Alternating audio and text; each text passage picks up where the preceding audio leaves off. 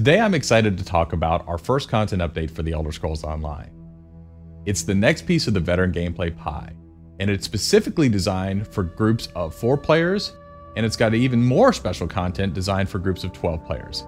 It's the adventure zone known as Craglorn.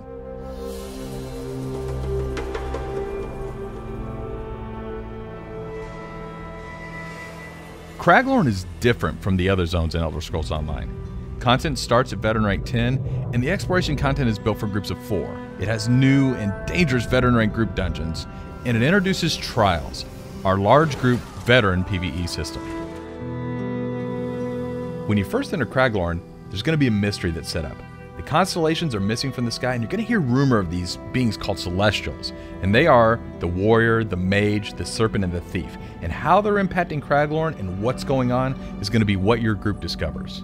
To actually get introduced to that story, we have quests that are specifically designed for 4-person groups. These quests take you to different locations throughout Craglorn, and they keep revealing more and more of the story. But of course, we also have the quests that come about from natural exploration. If you're out exploring with your group, you'll stumble on these quests, many of which you can repeat on a daily basis. But it's the main story quests that really drive you to these larger places of interest that are specifically tailored to reveal more of the overall story of Craglorn. Just like normal zones, Craglorn has a main city, and that city is called Belkarth, which might be a great staging area for you to set up a group. Then as you and your group go out and explore the world, you'll see what we call delves. Now, you may have experienced delves in the overland content, for instance, say Auradon or any of the other normal zones. The great things about delves in Craglorn is they're instance to your party. They're going to have a sky shard in them, which gives you those all-important skill points, and they're also going to have boss fights in them, so it's almost like a mini dungeon set up for just your group. In Craglorn, the places of interest you find are very reminiscent of our veteran dungeons. They're instance, they have a high level of difficulty, and these should challenge even the best of our 4-person groups. And that brings us to the brand new large group challenge that is being introduced in Craglorn, Trials. Specifically designed for groups of 12, Trials are really for the best of the best. Once you begin, you'll have to overcome a lot of challenges, such as environmental hazards.